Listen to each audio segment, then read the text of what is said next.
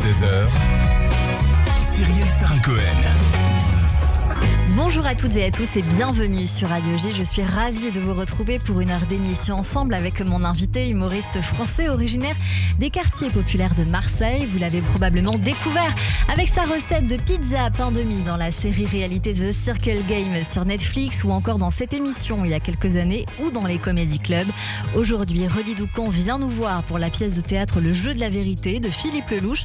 C'est à l'Apollo Théâtre aux côtés notamment de Sam Lelouch, Adil Rami et Manon Sachot. L'occasion, comme toujours, de redécouvrir notre invité sur Radio J. 15h, 16h, Cyrielle Sarah Cohen. Radio J.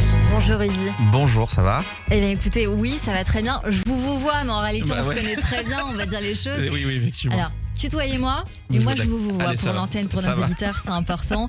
On va découvrir votre actualité dans cette émission, mais toujours l'ADN qui est le même et qui n'a pas changé depuis les débuts de cette émission, savoir qui vous êtes au-delà de ce que vous faites. On démarre alors avec le début, toujours le début. Rudy Doucan, vous étiez le 13 avril 1982 à Marseille, ville où vous avez grandi avec vos frères et sœurs, Julie et Gilbert, dans le 11e arrondissement. Vos parents, Annie et Jean-Luc, étaient tous les deux de Constantine. Quel genre d'enfance vous diriez que vous avez eu? J'ai eu une enfance très très heureuse, très.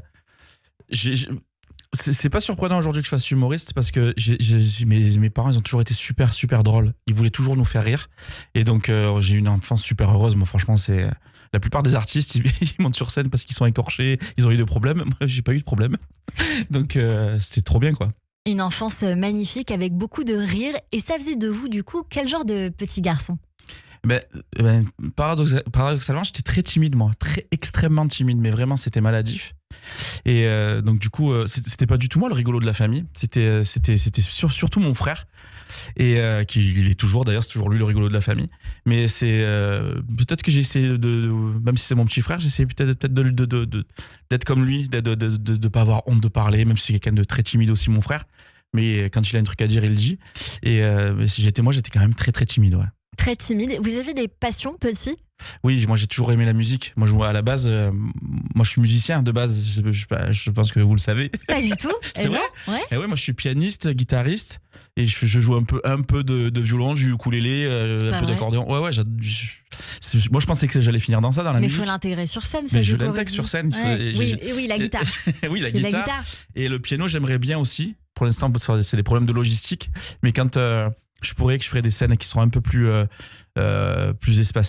spacieuses, j'espère emmener le piano. Vous n'avez pas fait d'études, mais du coup, est-ce qu'il y a eu un conservatoire ou des études de musique, peut-être du solfège quand vous étiez petit? Vous êtes du coup autodidacte? Autodidacte totalement. Et bien jusqu'au bout, parce que vous allez arrêter l'école tôt pour aller travailler sur les marchés, mais aussi donc vous allez être autodidacte partout. À l'époque, c'est pas parce que ce que je cherche à comprendre, c'est est-ce que vous faites les marchés parce que vous avez besoin à la maison? Parce que ça arrive par hasard ou parce que vous avez le goût du travail très tôt? Alors je sais pas si j'ai le goût du travail, mais moi je savais que j'allais pas tenir autant de temps à l'école. En fait j'avais envie de faire... Moi je voulais être avocat. Moi je voulais faire des études d'avocat. Mais quand je me suis rendu compte qu'il y avait, je crois, il y avait une dizaine d'années d'études, j'ai dit mais jamais de la vie je tiendrai pas. J'aimais pas trop l'école moi. J'aimais pas l'école. Donc j'ai préféré arrêter de travailler. J'ai très vite travaillé avec mon cousin, avec mon oncle. Moi je crois que c'était le goût du travail en fait. Parce que j'aimais aller travailler, j'allais me lever pour gagner mes sous, j'aimais bien. Le côté bougeotte comme ça que vous avez gardé, qu'on ressent. Aussi fou que cela puisse paraître, donc vous êtes autodidacte jusqu'au bout, vous n'avez jamais pris un cours de théâtre et vous commencez la scène en avril 2014. Après avoir fait quelques vidéos sur YouTube, vous faisiez quoi dans ces vidéos et pourquoi ce choix? En fait, les vidéos YouTube, c'était vraiment pour voir si j'arrivais à m'exprimer. Moi, c'est bizarre, mais j'ai toujours eu du mal à m'exprimer, à dire ce que je ressens, etc. C'est toujours été un problème. Et j'ai fait ces vidéos juste pour essayer de me débloquer. Et je faisais des vidéos, c'est un truc que je fais aujourd'hui sur scène. Je faisais comme des tutos de musique où je me moquais, entre guillemets. Où je parodiais ceux qui donnent des cours de guitare, etc. Ça me faisait rire. Donc je faisais ça. Voilà. Attention, les vidéos, elles ne marchaient absolument pas. Je les mettais limite en privé. Parce que c'était vraiment juste pour moi. Et donc c'est comme ça que j'ai commencé, c'est pour voir, et après j'ai essayé de trouver des idées en faisant des vidéos, voilà. En fait c'est ça. Et ben vous les avez trouvées, vous avez trouvé votre style parce qu'aujourd'hui vous faites mourir de rire plus d'une personne avec vos vidéos décalées sur Insta. On vous voit très souvent le ventre à l'air face à des playboys bodybuildés. Il y a il faut le dire, une autodérision assez folle. Comment vous est venue cette idée? Parce que vous la cultivez. En fait, j'adore ça. En fait, j'adore l'autodérision de base. C'est quelque chose qui m'a toujours beaucoup fait rire. Et en fait, moi j'aimais pas trop l'école parce qu'au début, pas tout le temps, hein, moi j'ai eu une enfance très, très, très, très saine, etc. Mais j'ai eu quelques moqueries, comme toujours. Bon, malheureusement, aujourd'hui on met le doigt dessus, mais à l'époque c'était très très courant et vu qu'il n'y avait pas les réseaux sociaux pour dénoncer, j'ai subi beaucoup de moqueries sur le fait que je sois petit, que j'étais bouboule, et très vite, que je me rappelle, c'était en 5e, je me suis dit il faut que je trouve une blague pour désamorcer le fait avant qu'on se moque de moi. Je me rappelle, c'était ça, parce qu'il y avait 2-3 mecs qui faisaient rire tout le monde. Je me suis dit putain, mais ça a l'air incroyable. Et j'ai fait une blague, je me rappelle plus ce que j'ai dit, où je me suis fait une blague sur moi parce que je me suis comparé à un grand de ma classe, et tout le monde a rigolé. C'était en cours de sport, et je me suis dit putain, mais c'est un super pouvoir ça. Et ça a commencé comme ça. Et on va garder ce fil-là, on va le garder parce que ça va revenir un petit peu plus tard dans votre carrière. Vous allez alors débuter dans des comédie clubs marseillais, et j'imagine que les débuts sont pas toujours forcément simple. Racontez-nous.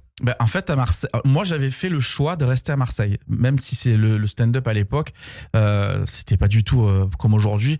C'était très compliqué. Il fallait venir à Paris pour venir jouer. Mais j'avais fait le choix de rester sur Marseille parce que déjà j'avais pas envie de venir sur Paris. Je suis un gros flemmard de base. Et je me suis dit, je vais essayer de faire mes propres comédie clubs. Alors, on a commencé à jouer sur Avignon, sur Aix, sur Nîmes, etc. C'était une fois par mois. On jouait qu'une fois par mois. Et assez rapidement, il y a eu quelqu'un qui a ouvert c'est Michel Noider qui a ouvert le comédie club du Vieux-Port, maintenant qui est ouvert tous les soirs. Et c'était ouvert que le vendredi et le samedi. Et lui, il nous a dit, écoutez, en juillet, j'ouvre un nouveau lieu. J'adore le stand-up. Moi, j'aime trop ça. Donc, on peut essayer comme ça. Et donc, j'ai commencé comme ça, en jouant une fois par semaine. Mais jouer une fois par semaine à l'époque, c'était énorme déjà pour nous. Et ça a duré tout l'été de 2014. Et après, on a pu jouer on jouait une fois par mois, une fois tous les 2 mois. Et aujourd'hui encore. Aujourd'hui encore, ça y est, ça s'est bien développé à Marseille, le stand-up. Hein. C'est ça.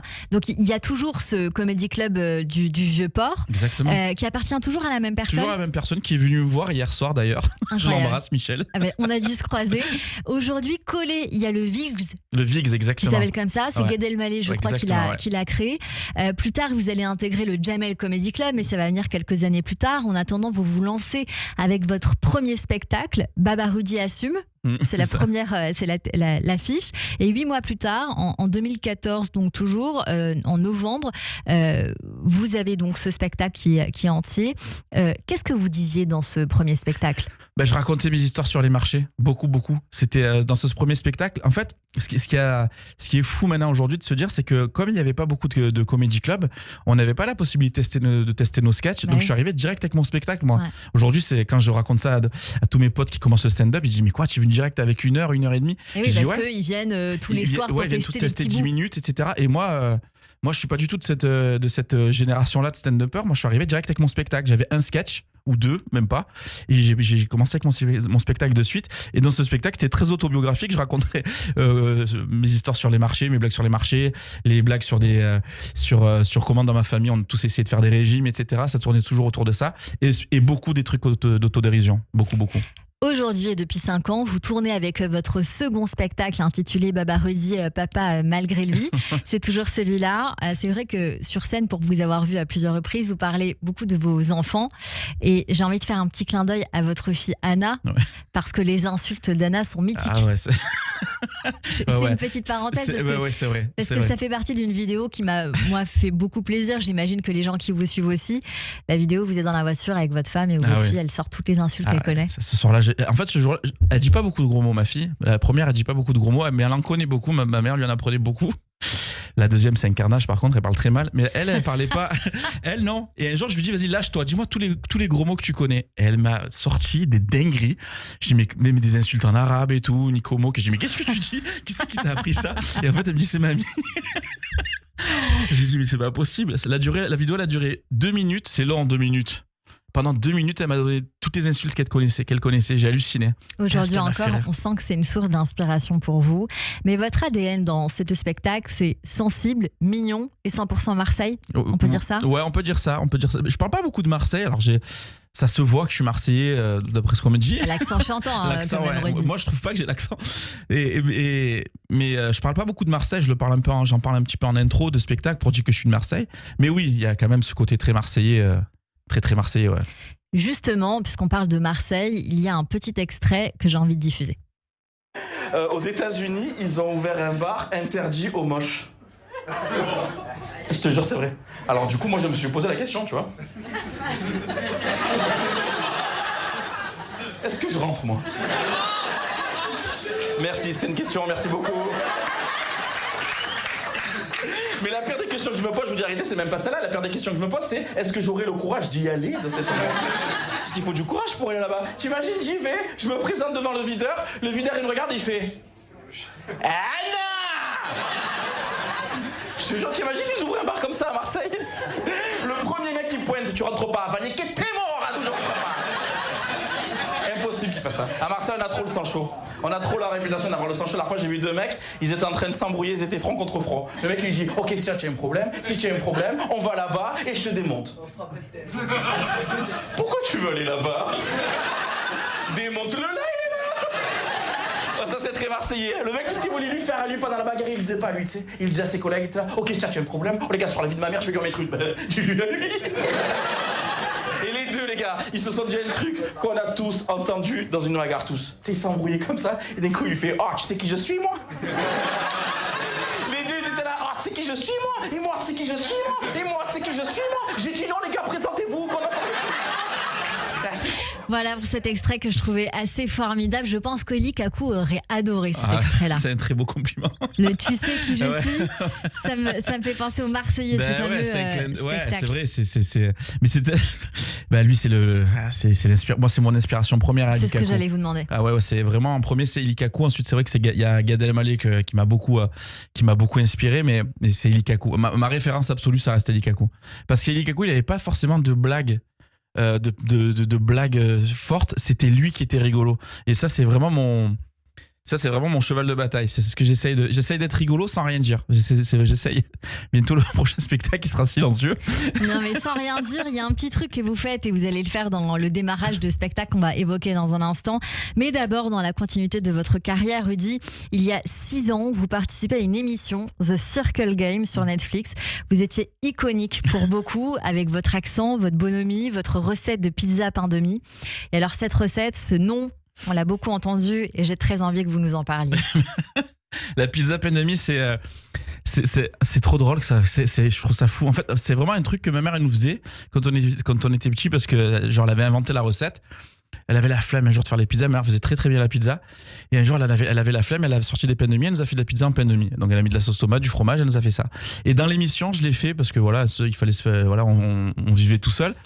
Je l'ai fait un soir. Et ça, je sais pas pourquoi. Jamais je pensais que ça allait autant cartonner sur les réseaux sociaux. Mais c'est vraiment une dinguerie. J'ai reçu des milliers de messages des gens qui faisaient la recette. Il y en a, ils m'ont dit tu as sauvé mes dimanches soirs et tout. C'est trop drôle. Écoutez, oui, ça a été iconique, ça nous a marqué, mais il faut aussi rappeler le concept de cette émission, des personnalités dans un immeuble, chacun dans sa chambre, et chacun doit un peu se démasquer et gagner en popularité. On va écouter la bande-annonce. Hashtag c'est Glory. C'est Gollery. Ça se dit pas, ça. Elle doit avoir 48 ans. Bienvenue dans The Circle Game. Toc, toc, toc. Bienvenue à nous tous. C'est un jeu sur un réseau social dans lequel 8 joueurs s'affrontent pour devenir le plus populaire et gagner 100 000 €. On est là pour un objectif. La maille. Ils vont vivre dans 7 immeubles, mais dans des appartements différents. Comment on a l'air ce matin? Je suis dans le lit. Ils pourront quand même communiquer grâce à un réseau social. Circle. Je pense qu'il faut l'interpeller, le bazar. Tout ça dans le but de se faire des alliés et de devenir le plus populaire au sein du cercle. Je valide ce classement. Voilà. Les joueurs les moins appréciés, eux, seront bloqués et remplacés. Ça veut dire quoi, bloqué? Hasta la vista, baby. C'est un jeu dans lequel vous ne savez jamais vraiment contre qui vous jouez. Circle invite Valéria pour une conversation privée, intime. Tu vas pas être déçu quand tu vas me boire intime dans ton bain. J'ai honte de ce que je viens de faire. Qu'est-ce que je viens de faire? Ça, c'est hyper stressant, quoi. C'est impitoyable. Mais à la fin, c'est quand même le meilleur qui l'emporte. Le jeu va enfin commencer. Hashtag arrête de jouer sur tous les tableaux. Voilà, pour ceux qui ne l'ont pas vu, on peut toujours revoir cette série sur Netflix. Il ne faut pas passer à côté. On rigole beaucoup. C'est très sympa. Comment vous arrivez dans cette émission-là ? C'est incroyable. C'est un hasard de fou que j'arrive dans cette émission-là. Je devais pas le faire. C'est une fille qui me suivait, qui s'appelle Salomé, qui me suivait sur les réseaux sociaux. Et elle s'occupait de ce casting de cette nouvelle émission, qui était une émission qui avait cartonné en Angleterre et tout, mais elle était complètement inconnue en France. Et elle m'appelle pour participer à cette émission. Elle m'appelle pour me dire voilà, j'aimerais te proposer une télé-réalité. Moi je lui dis non, pas du tout, je veux pas faire télé-réalité. Je venais d'avoir ma fille, je me vois pas dans la télé-réalité. Et la première chose qu'elle me répond, elle me dit non, mais t'as pas le profil pour une télé-réalité, je t'aurais jamais appelé. Je dis mais pourquoi ? Du coup ça m'a vexé. Et en fait elle m'explique un peu le concept et elle me donne une référence. Elle me dit c'est un petit peu, est-ce que tu connais la série Black Mirror ? J'ai dit ouais. Et elle me donne un épisode de Black Mirror où les gens se notent. Je dis oui, j'adore cette série. Elle me dit ben en fait ça va être ça mais en télé-réalité. Et elle m'explique en fait qu'il y a une vraie morale dans cette émission, c'est le fait de faire attention à qui on parle sur les réseaux sociaux. Et je trouvais ça intéressant. Et je lui dis ouais carrément. Elle me dit par contre il faudrait que tu viennes sur Paris faire le casting.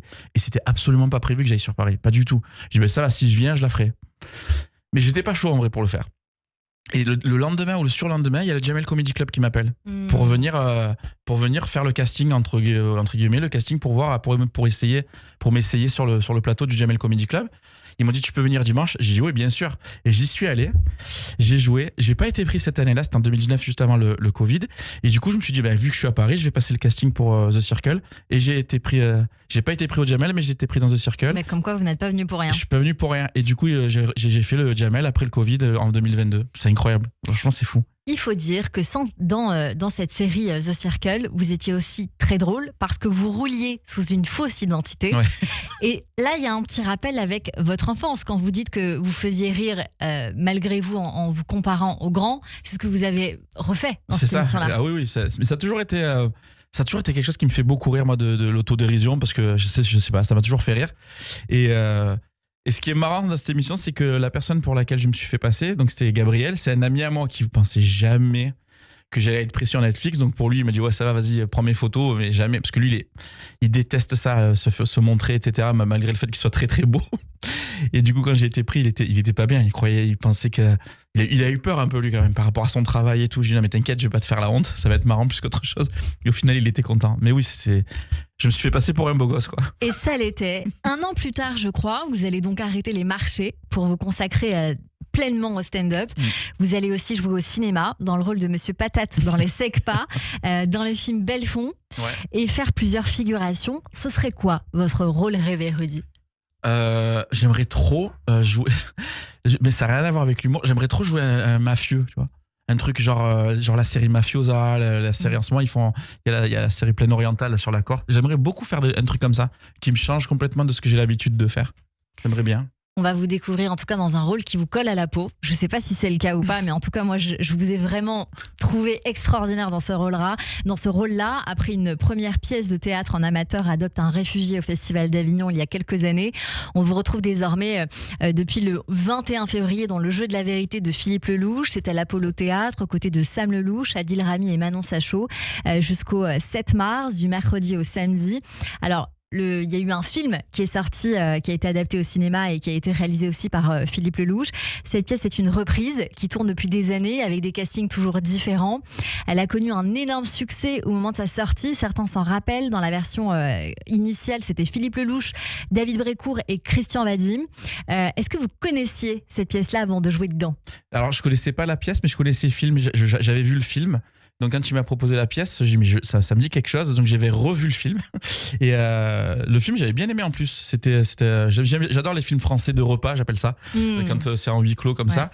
Et donc ouais, je connaissais le film, pas la pièce. Comment vous arrivez là, Rudy ? Alors, c'est un truc de fou. En fait, l'année dernière j'ai joué à Nice l'année dernière où j'ai rencontré pour la première fois Michel Oujna et Philippe Lelouch. C'était pour une soirée pour les familles du 7 octobre et j'avais joué à Nice et j'ai rencontré donc Philippe et Michel. Ça s'est super bien passé et ce soir-là c'était une grande salle, c'était à l'Opéra de Nice et j'avais vraiment cartonné, donc ça s'était super bien passé. Donc du coup Philippe on a commencé un peu à discuter et tout, on a un peu sympathisé. Et on s'est revus quelques mois après à Marseille, au Vigs d'ailleurs. Il est venu jouer au Vigs, au Comedy Club de Gad Elmaleh. Et pareil, on a joué ensemble. Ça s'est très bien passé pour moi. Et il m'a adoré quoi. Et il a voulu absolument qu'on essaye de travailler ensemble. Il savait pas comment encore. Et donc on s'est recroisés quelques fois. Et C'est avant cet été, il a voulu qu'on travaille ensemble. Il m'a dit laisse-moi réfléchir, je vais essayer de trouver une solution. On va laisser passer l'été. Et après, il a eu l'idée de me mettre dans ce casting-là. Donc, c'est incroyable. Il m'a proposé ça en octobre. Ouais, en octobre, une semaine après, on a fait les répètes. Incroyable. Ouais. Donc ça s'est fait très vite Ça finalement. s'est fait très très vite. Il m'a proposé ça. Ouais, fin octobre, on a commencé les répètes. Le lundi d'après, le 3 ou 4 ou 5 novembre. Aujourd'hui alors, vous reprenez cette pièce dans une version plus moderne et sous d'autres prénoms qui ciblent, à mon sens, les enfants des années 80-90 que vous êtes sur scène. L'histoire, c'est 3 jeunes trentenaires, potes depuis toujours, Tom, Antoine et Eric, des amis d'enfance qui se retrouvent assez régulièrement pour dîner. Ils sont clairement restés des ados pour certains. Ils jouent aux chaises musicales, ça charrie, ça parle de conquête. Et vous avez 10 ans. D'ailleurs, vous démarrez avec une marque de fabrique, un espèce de mouvement de lèvres qui ressemble à un enfant au bord des larmes. Ouais. Est-ce que je suis juste dans mon analyse ? C'est exactement ça. J'ai reçu un SMS, figurez-vous, Rudy, vous n'allez pas le croire, tout à l'heure quand on a diffusé le fait que vous alliez venir dans cette émission-là. J'ai un Johan qui m'a envoyé un message et qui m'a dit « Je l'adore, demande-lui si ça existe un sticker WhatsApp de lui où il fait le truc avec sa bouche. » Donc voilà, je pense que c'est lancé. Faut y penser. Il existe sur Insta. Si on tape Baba Rudy sur Insta, on trouve mon truc avec la lèvre. Et ben voilà, on a la réponse. Un soir alors, vous, Tom, vous recevez vos amis, vous leur faites une surprise. Margot, la bombe du lycée, qui faisait battre tous les cœurs, les leurs, va les rejoindre. On va écouter la bande-annonce. Est-ce que tu m'entends, eh oh? Est-ce que tu me sens, eh oh? Moi je suis là, eh oh, oh, oh, oh, oh, oh. Vous avez pas remarqué qu'il y avait 4 verres là? Quelqu'un qu'on connaît? Obligé. Mais qu'on aime bien? Grave. Un homme ou une femme? Il y a une femme. C'est le roi du roi! Eh ben là c'est clair. Il y a bataille. Et je te préviens. Je donne tout dans la soirée. Eric, le pauvre, il peut pas bouger une oreille, il est marié. Que c'est con ça! Des clébards. Voilà, ça m'a beaucoup fait rire. Adil Rami qui dit sur scène, si ça se trouve, c'est devenu un pou, c'est un fou rire. Voilà, c'est un fou rire, je vous le dis tout de suite. On s'y attend pas du tout. Avec, il est quand même très grand, donc forcément, il arrive avec son élégance et il sort cette phrase-là, c'est assez mythique. Il y a forcément une surprise de taille qui va les attendre quand Margot arrive, mais on dira strictement rien. Et pour pimenter alors cette soirée à 4, vous allez proposer un jeu de la vérité. Chacun doit répondre sincèrement aux questions posées par les autres, pas d'évitement, pas de mensonge. La règle est très simple mais dangereuse. Est-ce que vous avez déjà joué à ce jeu dans la vie ? Moi, je me souviens d'Action ou Vérité. C'est un peu le même, sauf que là c'est que la vérité. Est-ce que la vérité, et puis on cogne les points comme ça. Ça existe ça ? En fait, dans la pièce, c'était un peu le souvenir d'enfance. C'est pour ça qu'à un moment donné, on est super content de refaire ce geste-là. On l'avait pas fait depuis 20 ans. Et donc, à chaque fois qu'on fait ça, ça nous ramène à notre enfance. Et oui, je l'ai déjà fait dans la. Oui, c'est un jeu dangereux, ça. Hein. Jeu très dangereux parce que ce qui devait être amusant devient finalement un petit règlement de compte sur scène. On va aller voir, alors, découvrir des jalousies un peu professionnelles, des secrets intimes, des frustrations amoureuses et des non-dits aussi sur la fidélité, le désir, la réussite, l'amitié. Beaucoup de sujets qu'on va évoquer dans un instant avec vous, Rudy, mais tout de suite on va faire une petite pause avec le rappel des titres et on revient. Une paille dans ma limonade, je vais embêter les quilles à la vanille et les gars en chocolat. Radio J. Cyrielle Sarah Cohen.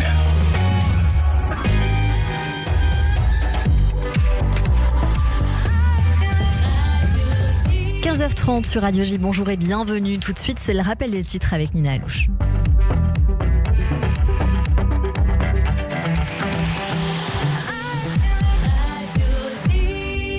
Bonjour Nina. Bonjour Cyrielle, bonjour à toutes et à tous. À la une de l'actualité, de hauts responsables israéliens et saoudiens se trouvent actuellement à Washington pour consulter l'administration américaine au sujet de l'Iran. Le ministre de la Défense saoudien a rencontré Marco Rubio et Steve Witkoff pour prévenir une escalade militaire et favoriser les voies diplomatiques. Le Royaume a confirmé qu'il n'autoriserait pas l'usage de son territoire ou de son espace aérien pour une attaque contre l'Iran.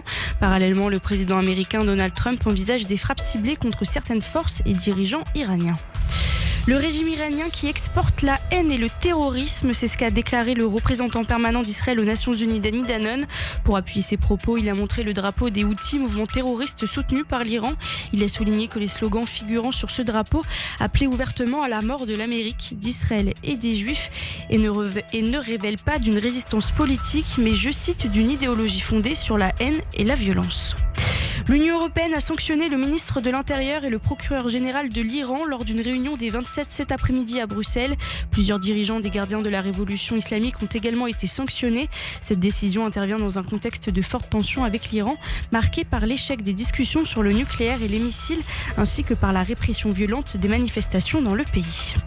Dans le cadre de l'accord de cessez-le-feu, Israël remettra à la Croix-Rouge les corps de 15 Palestiniens, et ce, en échange de la libération du dernier otage israélien, Ran Gvili. Aux États-Unis, 2 agents fédéraux impliqués dans la mort d'Alex Pretry à Minneapolis ont été suspendus de leurs fonctions. Pour rappel, il a été tué par des tirs d'agents de la police aux frontières samedi dernier lors d'une manifestation contre l'ICE, la police de l'immigration. Selon des premiers éléments, il a reçu 10 coups de feu alors qu'il était maîtrisé au sol. Enfin, en France, le Sénat a rejeté sans l'examiner le projet de loi de finances pour 2026. Le texte va être renvoyé à l'Assemblée nationale en vue d'une adoption définitive en recourant à l'article 49.3. Et merci beaucoup Nina Alouche, on vous retrouve à 16h pour le journal complet. Tout de suite une très courte pause et c'est la suite de notre émission avec Rudy Doucan et mes chroniqueurs sur Radio J. Le Club Imo Radio J, Marc Ezrati. Bonjour, c'est Marc Ezrati. Je vous retrouve tout à l'heure avec le Club Imo à 16h05 sur Radio J. Des invités exceptionnels, des analyses éclairées, un tour du monde de l'actualité. C'est cet après-midi, 16h05 et c'est uniquement sur Radio J. Radio J. Alexis Lacroix, directeur de la publication de l'hebdomadaire Actu J. Cette semaine, notre dossier est maintenant la phase 2 du plan Trump. Le retour de la dépouille du dernier otage détenu à Gaza, Ran Gvili, génère un immense soulagement. Mais les inconnus de la phase 2 du plan Trump éveillent dans le même temps de nouvelles inquiétudes. Abonnement papier ou digital, c'est vous qui choisissez sur actuj.com. Actu J, l'hebdomadaire de référence de la communauté et du monde juif. Radio J. Vous écoutez Radio J à Paris sur 94.8 en DAB+, et sur notre appli Radio J. Radio J. Radio J. 15h, 16h. Cyrielle Sarah-Cohen. De retour sur l'antenne de Radio J, merci de passer votre après-midi avec nous jusqu'à 16h avec mon invité aujourd'hui Rudy Doucan pour la pièce de théâtre Le Jeu de la Vérité de Philippe Lelouch à l'Apollo Théâtre et aux côtés de Sam Lelouch, Adil Rami et Manon Sachaud. Il y a des thèmes dans cette pièce, des thèmes assez intemporels. Quels sont-ils pour vous, Rudy ? C'est l'amour. C'est vraiment le thème principal de la. C'est l'amour et la nostalgie aussi quand même. C'est ça me plaît beaucoup. J'aime beaucoup la nostalgie. Et c'est sur les souvenirs d'enfance, les souvenirs d'adolescents, etc. J'aime beaucoup ça. Et c'est ce qui ressort beaucoup de la pièce. Il y a l'amitié, le couple, la fidélité, évidemment. Le mensonge par confort ou par lâcheté, la peur de vieillir aussi, le succès, l'échec, des sujets très intemporels. Mais il y a peut-être un sujet qui a un peu évolué et j'adore l'image que vous donnez sur scène, c'est la théorie sur Bambi et le Roi Lion. Ouais.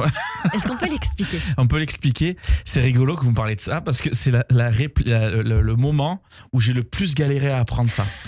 Mais ça, vous savez pourquoi ? Parce que c'est le seul truc qui n'est pas, pour moi, qui n'est pas en logique avec tout le reste de la pièce. C'est un truc où je pars sur une explication. En fait, ça va être dur parce qu'il faut que je fasse le texte. Oh là là. En fait, dans la théorie de ce truc, c'est vrai. En fait, je sais pas si c'est vrai, mais en tout cas, c'est intéressant. En fait, on dit que dans cette pièce-là, on parle de la théorie du Roi Lion, c'est que en fait quand ton parents ils étaient petits ils avaient Bambi et que Bambi en fait le père de Bambi on le voyait qu'au début du film et à la fin du film c'est tout, et que Bambi était tout le temps avec sa mère et c'est tout, voilà, le petit était élevé par sa mère. Et maintenant 20 ans après en fait Disney a revu un petit peu ses principes, sa copie en disant, en sortant le Roi Lion où la mère on la voit plus et que Bambi il est tout le temps Simba il est tout le temps avec son père, et donc en fait on se demande où sont passés les parents dans l'histoire. Voilà, où sont passés les parents, où est passée la mère dans l'histoire. Et donc en fait, en gros, j'essaye d'expliquer dans la pièce que ça a totalement changé, que maintenant c'est fini. On veut nous faire croire que la mère elle sert plus à rien, que le père il doit être là tout le temps, qu'il a plus besoin de travailler pour subvenir aux besoins de sa famille, etc. Et c'est dans cette pièce-là, c'est un sujet qui m'énerve beaucoup. Et c'est vrai que je m'énerve quand je raconte ça.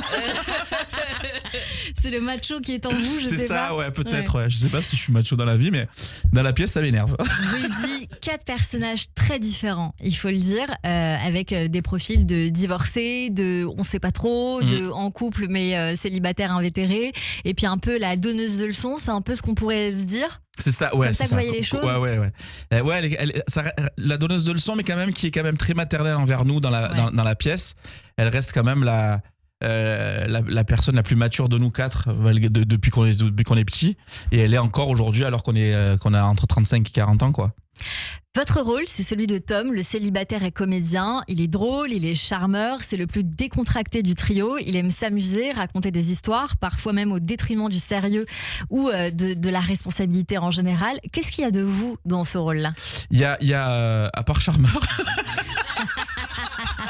Ça, j'aurais aimé dans la vraie vie. Mais je suis un peu comme ça, moi. Je suis très. Je sors tout. J'essaye de tout prendre très spontané. Ouais, ça, c'est quelque chose que j'ai toujours été. J'ai toujours été très spontané et très. Moi, je suis dans la vie. Je suis marié depuis 10 ans, mais ça va faire 10 ans. Mais j'ai toujours eu ce côté-là, un peu célibataire, dans le sens pas forcément par rapport à la fidélité et tout. Je ne le dirai pas comme ça à l'antenne. Mais surtout par rapport au fait, moi j'ai grandi sur les marchés, j'ai toujours eu une vie entre guillemets de gitan. Moi j'ai de la famille gitane et j'ai toujours voyagé, parti. J'ai jamais voulu rester en place, même en couple. Et aujourd'hui, je fais de la scène, donc je bouge beaucoup. Mais avant, je faisais les marchés, je bougeais beaucoup. Donc c'est ça me ressemble beaucoup par rapport au Tom. Ce côté un peu électron libre, comme ça, qu'on ressent. À un moment, je crois que c'est vous qui dites, on a eu une super jeunesse, c'est pour ça qu'on ne veut plus en sortir. Est-ce qu'il y a aussi une part de vous là-dedans, dans cette phrase-là ? Ah oui. Ben, comme je vous disais tout à l'heure, moi je suis quelqu'un de très nostalgique de base. J'ai toujours été quelqu'un de très très nostalgique. Je peux pleurer juste dès que j'entends une musique. Et ben oui, c'est vrai. On a une super. Si on a une super jeunesse, c'est très difficile de grandir après. On n'a pas envie de devenir adulte, les responsabilités, etc. Et ça, on se rend compte que quand on est adulte, en fait. Quand on était plus jeune, on voulait absolument être adulte, et aujourd'hui, on veut plus. On a envie de retourner chez papa, maman, comme avant, quoi. 3 potes très différents. Sam Lelouch dans le rôle d'Eric. Il est chef de cabinet ministériel. Il a 35 ans, marié depuis 15 ans avec Élodie du lycée, avec qui il a un enfant.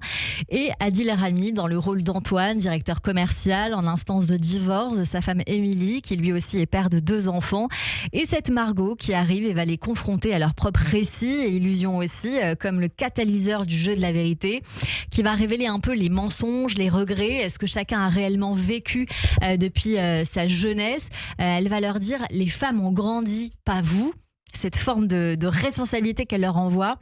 Et elle dit aussi, les hommes restent au stade de choisir la plus belle, c'est la loi du marché. Et les femmes, nous, c'est autre chose. On préfère les hommes ambitieux, drôles. Et il y a une phrase qui en sort aussi, qui est assez amusante, c'est « Je suis fière des combats qu'on mène dans mon salon. C'est bon de servir à rien dans une société où on est parfaitement mal à l'aise. Ouais. » Cette phrase est juste incroyable. Ouais, incroyable. Ce qui unit quand même ce personnage, faut le dire, c'est leur sensibilité. Ça, c'est clair de fond en comble, on le sent bien. Et il y a une phrase, je crois que c'est Adil Rami qui l'a dit, le passage qui m'a moi le plus interpellée, et sans doute celui-là. Il dit « Au début de nos vies d'hommes, on aime comme il faut aimer. Après, c'est différent. » C'est vrai. Ah, c'est vrai, je crois.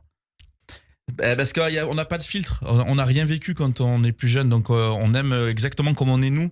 Après, on essaye de mettre des filtres pour essayer de plaire aux autres. Mais on devrait aimer comme la première fois toute notre vie. C'est ce que j'essaye de faire. Moi, j'essaye entre guillemets, de grandir comme ça. J'essaye toujours je veux pas être blasé, en fait. Je veux être surpris de tout, joyeux de tout, etc. Donc j'essaie toujours j'adore les premières fois dans tout, dans n'importe quoi. C'est pour ça que j'expérimente énormément de choses. C'est mon côté électron libre. Donc ça, je pense qu'il faut qu'on arrive à aimer tout le temps. Moi, j'essaie de reproduire ça avec mes enfants, de m'amuser avec eux tout le temps, comme si j'étais un enfant avec. J'ai pas beaucoup grandi dans ma tête, donc je fais pas beaucoup d'efforts. Mais voilà, c'est vrai que j'essaie d'être. Je pense qu'il faut rester adulte par rapport à ses responsabilités. On est obligé, surtout quand on est père. Mais il faut essayer de rester avec une âme d'enfant. On est obligé. Sinon, on s'ennuie. Au fur et à mesure, les masques vont tomber, les amis vont réaliser qu'ils se sont parfois menti à eux-mêmes et surtout entre eux. Eux qui pensaient se connaître par cœur, ils avaient aussi des rêves et ils se rendent compte qu'ils sont peut-être pour certains passés à côté. Pour vous, est-ce que la vérité est toujours bonne à dire ? Non. Je crois pas. La vérité, elle est très très importante. Il faut, mais je crois que la vérité, elle est pas bonne à dire à partir du moment où ça fait de la peine à l'autre. Il faut faire attention à ce qu'on dit. Vaut mieux des fois se taire plutôt que. Moi, j'ai toujours été comme ça. Je préfère me taire quand j'ai quelqu'un en face de moi, mais avec qui je me dispute, plutôt que de me balancer mes cas de vérité, parce que je sais que ça va faire de la peine à la personne. Moi, j'ai jamais été. On entend souvent moi, je lui ai dit ça, moi, je lui ai dit ça. Moi, je préfère rien dire. Moi, je préfère rien dire parce que je sais que ça va faire de la peine aux gens et je déteste faire de la peine aux gens. Parce que ça me fait de la peine quand ils ont de la peine, donc c'est très égoïste au final. Vous parlez de peine, on y vient, c'est très drôle, c'est cru aussi parfois, assez actuel comme langage jeune, c'est aussi grinçant avec des clichés où certains pourront se reconnaître et ça fait un peu mal. Une femme passée 27 ans, elle a la peau molle. Excusez-moi, j'ai bloqué. Alors je dois dire que je n'ai pas écrit cette pièce, c'est monsieur Philippe Lelouch. Qui a cette vision-là. Écoutez, aussi fou que ça puisse paraître, hier j'étais avec un médecin à côté de moi, je lui ai posé la question, il m'a dit je confirme que c'est vrai. Ça m'étonne pas parce que je sais que ça s'invente pas. De toute façon, une phrase Philippe pareille. il aurait jamais écrit ça s'il n'avait pas étudié le truc. Mais je sais pas, il paraît. Donc alors moi j'ai jamais fait attention. Dans les répliques qui font mal, redit Docan, vous parlez aussi des 4 paliers de beauté chez la femme. Ça se raconte. Ça c'est très marrant. Alors. Parce qu'en fait il y a à un moment donné à la pièce, t'as Eric qui dit putain elle est toujours aussi jolie. Il fait non, et Adil qui fait non elle est belle. Il fait mais c'est pareil. Il fait non, il y a belle, jolie et charmante. Et moi je rajoute et sympathique. C'est vraiment ras du sol. C'est vrai que quand quelqu'un il est gentil ou sympathique, c'est qu'il est pas très joli. Et pour les hommes alors ce serait quoi ? Ah ben je sais, c'est pareil hein, j'imagine. Hein. Bah ce serait quoi ? Ça serait beau. Mignon, non, beau, charmant, mignon et rigolo. Gentil. Vous oubliez moi, je suis gentil et rigolo. Gentil, rigolo au même endroit. Par moments, c'est très émouvant aussi. Les personnages sont profondément humains. C'est ce que je disais tout à l'heure, très sensibles. On sent l'effet de troupe entre vous. Vous avez l'air de très bien vous entendre dans la vie. On a vraiment la sensation de voir des potes sur scène. On sent que vous vous éclatez. Ouais, franchement, ouais. Ça, c'est vraiment un truc qui m'avait fait peur parce que moi, qui suis habitué au stand-up, j'avais peur de jouer avec d'autres personnes et de ne pas m'entendre parce qu'à la base, je suis quelqu'un de solitaire. Et en fait, je m'entends super bien. On a matché tout de suite. Ça a été surtout les 3 garçons parce qu'on est là depuis le début. Manon est arrivé plus tard dans le casting et on s'entend super bien tous les 4. C'est génial et on s'amuse et ça se voit en plus. Je sais que ça se voit. Sur scène, ce qui se voit surtout, c'est la connivence parce que vous êtes un peu le même style d'homme dans cette pièce-là. Il faut venir le voir pour le comprendre. Il y a une très belle connivence avec Adil Rami sur scène qui a joué d'ailleurs à l'OM. Ouais, exactement. Donc, on peut que imaginer que ça vous rapproche. Excusez-moi de dire que hier l'OM a perdu la Champions League. Est-ce que vous en avez parlé ? Est-ce que vous l'avez mal vécu ? On n'en a pas parlé parce que du coup, Adil, le match, quand on a fini, le match était pas terminé. Pardon, ça me fait bégayer et tout. Et du coup, Adil est vite parti voir le match. On n'a pas encore parlé. On va peut-être en parler tout à l'heure. Mais c'est vrai quoi. En plus, on s'est fait éliminer salement. C'est ça. Je dirais pas la critique de la presse parce que voilà, il faut juste ouvrir Google pour la voir. Adil Rami qui a dit ma vie de footballeur c'était un entraînement pour celle de comédien. Est-ce que vous avez parlé de ça ensemble parce que tous les deux vous n'avez pas pris de cours et vous vous retrouvez jetés dans l'arène comme ça? On en a parlé, ouais. C'est vrai que lui il nous avait dit que il était persuadé toute sa vie que le foot ça allait être un tremplin pour lui. Et qu'il allait, d'ailleurs il a écrit un livre et il a joué dans une série là qui va bientôt sortir. Donc je crois qu'il est en train de faire ce qu'il voulait faire depuis toujours et que le foot ça a été un tremplin. Je trouve ça magnifique. C'est surtout très rare comme discours. Ouais. Mais c'est quelque chose qu'il est vraiment sûr de ça. Et d'ailleurs il le prouve aujourd'hui. Il fait plein de choses. Il fait beaucoup de choses. Il a fait Danser avec les stars l'année dernière où il a été super surprenant. D'ailleurs c'est votre rêve. Ouais, j'aimerais trop faire Danser avec les stars. Dites-nous tout, Rudy. Moi, j'adore danser. Je sais pas si je danse bien. Mais j'aimerais trop le faire et surtout, j'aimerais vraiment le faire par rapport à ma famille parce que je sais que ma femme et ma belle-sœur, Laurie, elle adore cette émission. J'aimerais le faire juste pour elle en vrai. Ça lui ferait trop plaisir et aussi pour moi parce que ça me ferait kiffer de faire ça. Bon, Philippe Lelouch va peut-être vous aider pour rencontrer les danseurs. Allez, tout de suite, on va parler littérature avec Annabelle Chakpes.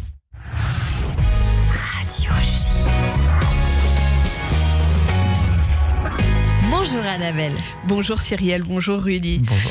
Alors, j'ai choisi de vous parler aujourd'hui d'un livre dont l'adaptation cinématographique est disponible depuis début janvier sur Netflix et figure parmi les 10 films les plus regardés dans le monde.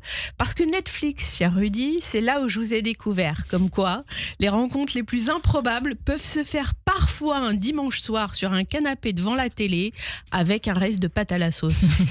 Une rencontre improbable, un peu comme dans le livre que vous avez choisi aujourd'hui.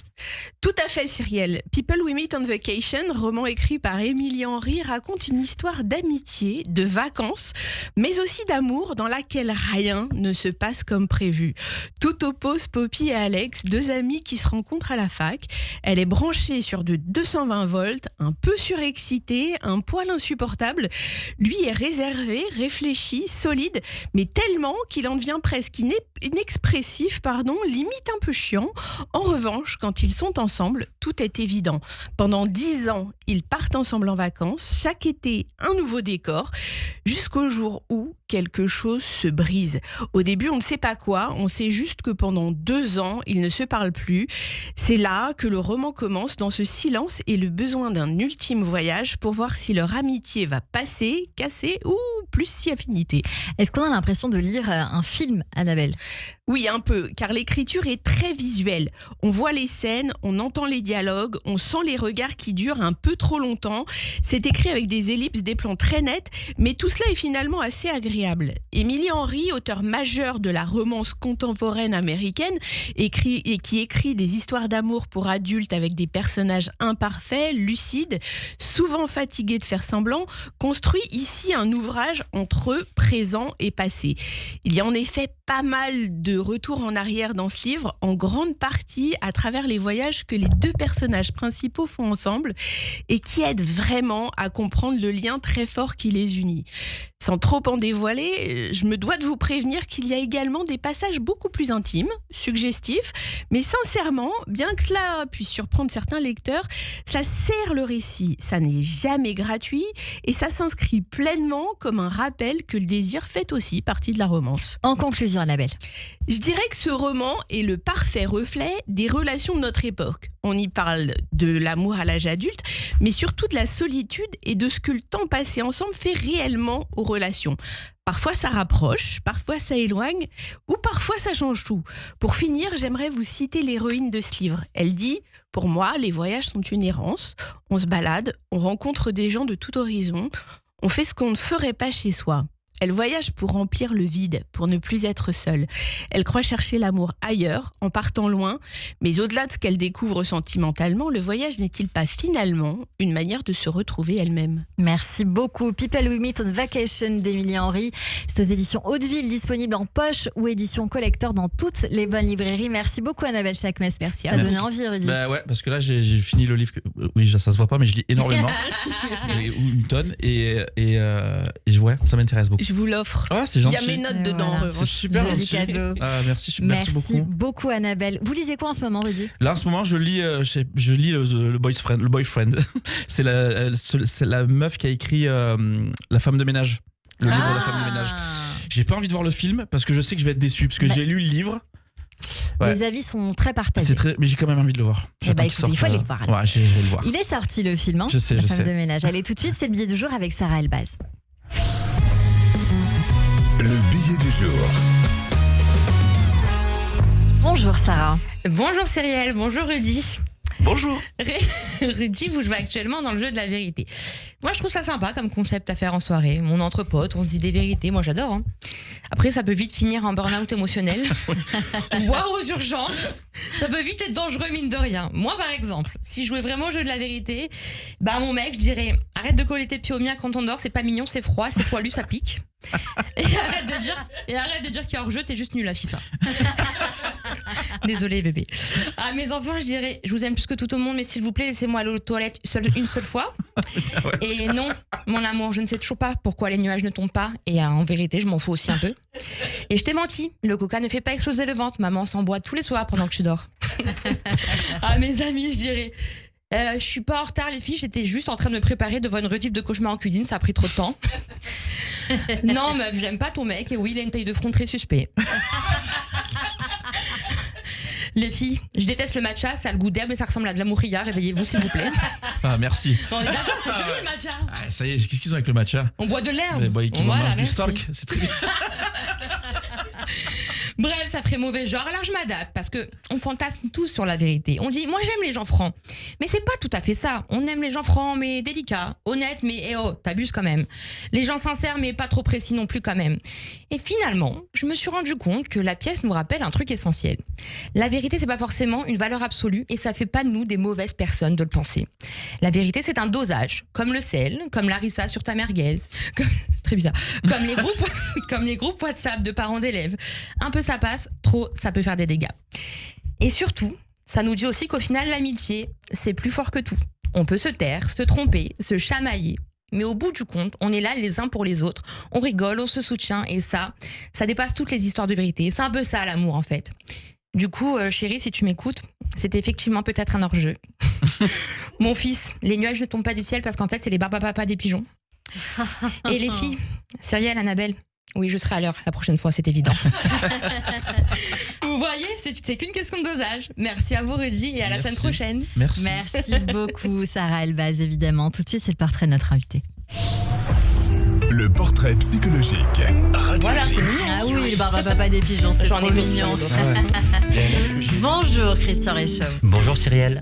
Alors comme toujours à la fin de cette émission, Rudy, on a pour habitude de débriefer ces minutes qu'on a passées ensemble. Cela n'a pas changé depuis que vous étiez avec nous il y a quelques années. Et c'est votre portrait dans le regard de Christian. Bonjour Christian. Rebonjour. Bonjour. Bonjour Rudy. Alors c'est pas le jeu de la vérité, mais vous allez me dire à la fin si je mens. D'accord, ok. Vous êtes né à Marseille. Apparemment vous avez un frère et une sœur. Oui. Et on est cet enfant qui a une enfance heureuse et des parents rigolos. Ouais. Et on veut se faire aimer. Alors on veut être rigolo. Le petit problème, c'est qu'on a un frère qui lui est rigolo. Tellement marrant. Alors ça laisse un peu, c'est un peu compliqué, mais on essaye quand même d'être cet enfant rigolo et on se développe pour se faire aimer. Et du coup on devient autodidacte avec ce goût du travail et ce goût de la bougeotte. Et on se forme. Et en fait, vous êtes une personne qui, grâce à cette position familiale, a développé une sensibilité. Vous êtes très sensible et très observateur. Cette sensibilité, on voit dans votre jeu, dans cette précision, dans cette intériorisation et dans la justesse. Parce qu'il y a beaucoup de ressenti dans ce que vous nous dites et dans ce que vous faites. Donc cette grande sensibilité, mais elle est maîtrisée. Elle est contenue et on va le voir. Et puis il y a l'humour. L'humour est une façon que vous avez trouvée de mettre une certaine distance et aussi, comme vous l'avez dit, de désamorcer les blagues et les moqueries des autres.